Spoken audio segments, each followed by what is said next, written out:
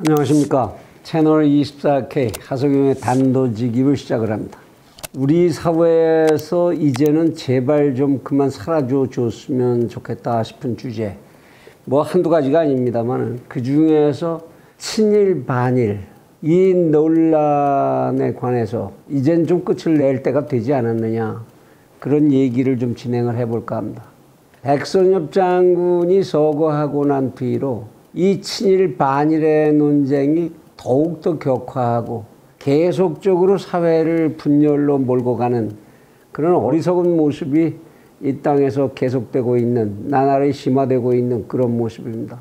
전 세계적으로 그 역사를 대강 훑어볼라치면 지구상에 존재했던 어느 이웃나라끼리 서로 죽고 죽이는 싸움박질을 하지 않은 나라가 없습니다.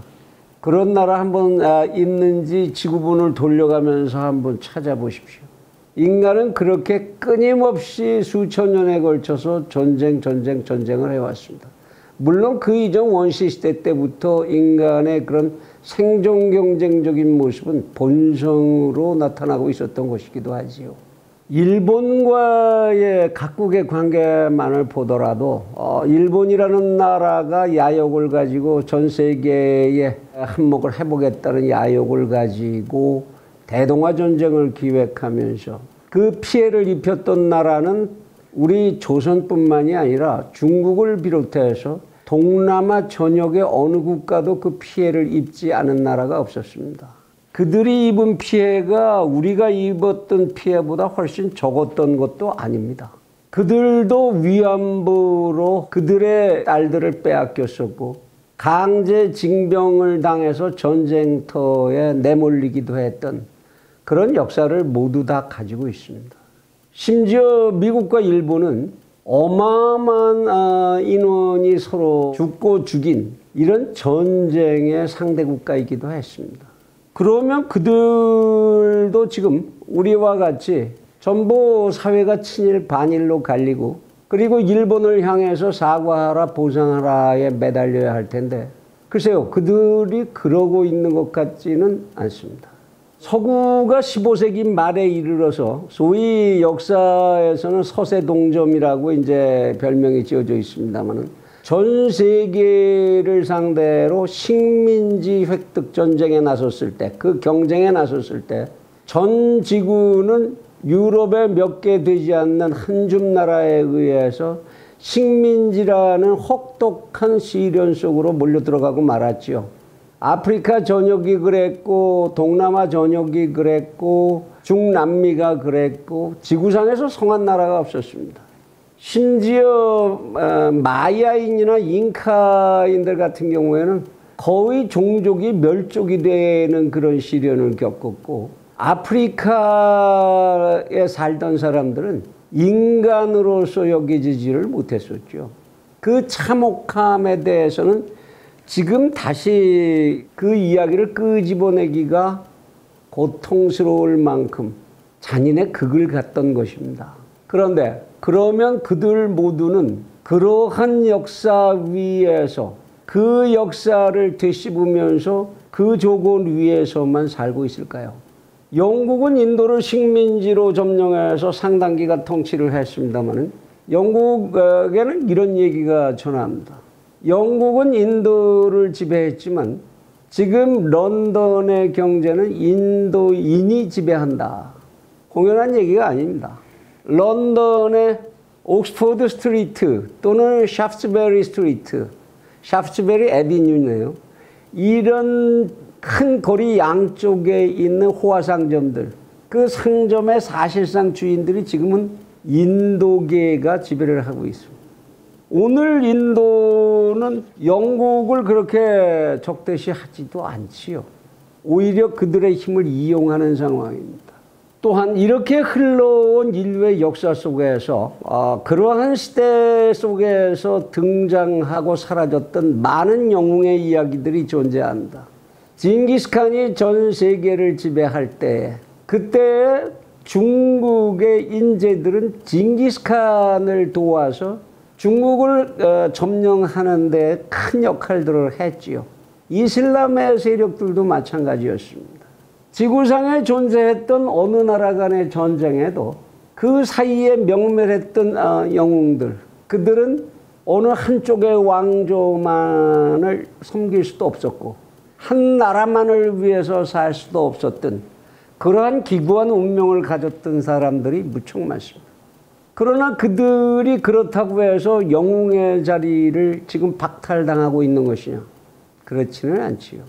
우리 조선의 경우만 보더라도 임진왜란에 참전했다가 조선 수군에 귀순해서 혁혁한 무공을 세웠던 그러한 일인들도 상당 부분 있고요. 우리의 뛰어난 인재들은 일본에 귀화해서 일본의 문화의 뿌리가 되기도 했습니다. 이러한 역사적 인식을 배경으로 해서 생각을 정리해 보면 공적인 삶을 살다가 간 한 인간, 그 인간의 공과는 정말로 쉽게 평가할 수 없는 것이고 어디까지나 오늘의 우리의 현재의 이익에 그가 얼만큼 기여했는지 손실을 끼쳤는지를 가지고 평가하는 수밖에 없다. 이것이 아마도 역사라고 하는 무한한 다면성을 가진 이러한 주제를 이해하는 방향이 되어야 할 것입니다. 삼국지를 여러분들이 읽어보신 분들은 거기서 얼마나 많은 영웅들이 섬기는 주군과 나라를 바꾸는지, 그리고 나서 자신의 선택을 위해서 마지막 그들의 정열을 모두 바치는지, 우리는 그런 이야기 수도 없이 볼 수가 있습니다. 그건 동서양이 다 그런 이야기들을 가지고 있죠. 알렉산더라고 하는 이 영웅은 원래 마케도니아의 임금이었습니다. 지금도 마케도니아는 그리스와 별개로 나뉘어져 있는 국가지요. 그렇다고 해서 그럼 그리스 국민들이 마케도니아가 그리스까지를 이제 아테네까지를 점령을 했었는데, 그럼 아테네의 지금 시민들은 알렉산더를 저주하고 경멸하고 그로부터 역사를 보상받아야 한다고 생각하고 있을까요? 인간의 역사는 그렇지가 않습니다.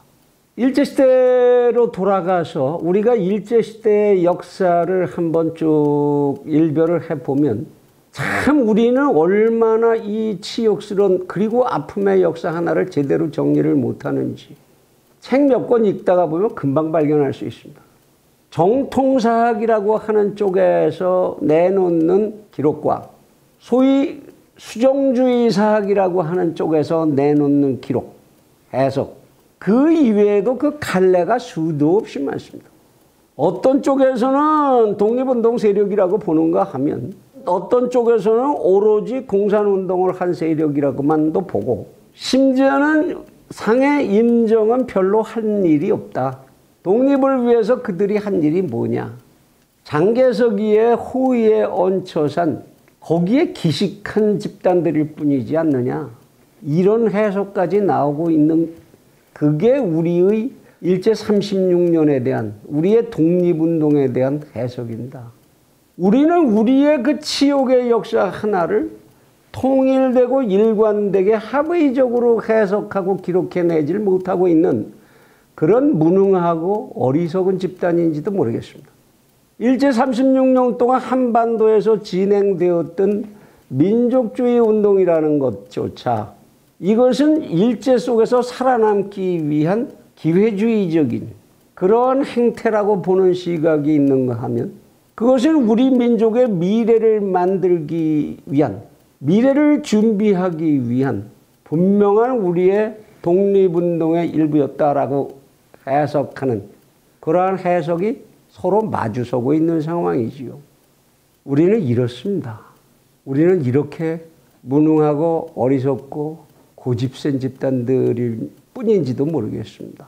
사실로 보더라도 일제시대에 독립운동을 했었던 아주 유명 독립운동가들 중에서 상해 임정의 요인까지 했던 요인들 중에서도 일제가 자신들의 대동아라고 하는 꿈을 실현시키기 위한 인재들을 길러내기 위해서 세웠던 명문학교, 동경제국대학이나 메이지대학 등등 이런 학교에서 수학을 했었던 인재들이 많습니다.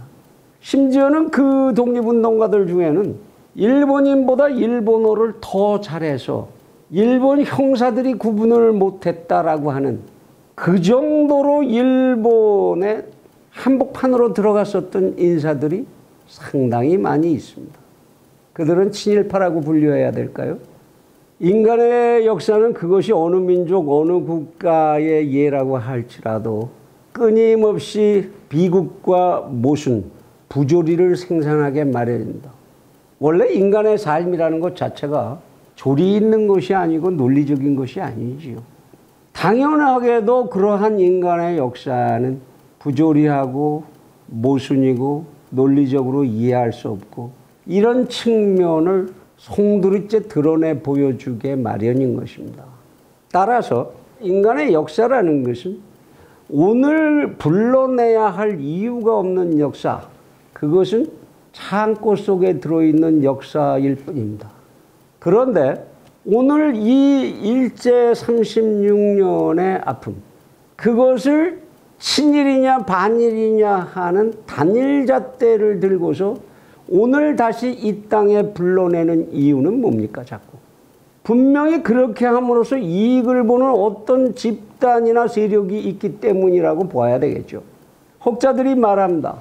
우리의 역사가 지금 이렇게 비틀어지고 사회가 이렇게 엉망진창이 된 것은 우리가 친일 세력을 제대로 청산하지 못했기 때문이다라는 이야기를 합니다. 오늘의 우리의 현상이 엉망진창인 것이 과연 그래서 그렇습니까? 그러면 지금 현재 친일 인사라고 하는 한쪽에서 명단을 작성한 그들을 다 제거한다면, 그들의 후손까지를 전부 현장에서 제거한다면, 그럼 이 나라는 질서 반듯하고 힘과 희망이 가득한 그런 사회로 바뀔까요? 그들을 제거한 그 자리를 누군가들이 노리고 있는 건 또 아닙니까? 무엇보다도 이렇게 이 사회가 이러한 논쟁으로 분열할 때 그것을 가장 즐거워하고 박수를 치고 미소를 감추고 있을 세력은 누굽니까? 그건 일본, 그리고 일본인들 아니겠습니까? 우리와 가장 치열한 모든 분야에서 경쟁을 해야 되는 나라. 그들은 당연히 경쟁 국가가 분열하고 거기서 벗어나지 못하는 것을 가장 즐거워하겠죠. 그렇다면, 그 논리가 옳다면, 그러면 일본을 가장 즐겁게 해주는 세력, 그게 바로 친일 반일의 논쟁을 끊임없이 끌어내는 사람들이겠네요. 그들이야말로 진정한 친일파라고 해야 되지 않겠습니까? 지금 이 사회가 분열, 이런 얘기로 분열되는 것이 우리 자신에게 아무 도움이 되지 않는다면, 그리고 적성국가로 보는 일본, 그들에게 사실상의 이익을 주게 된다면 그런 원인을 제공한 자들, 그들을 어찌 친일파라고 부르지 않을 수 있겠습니까?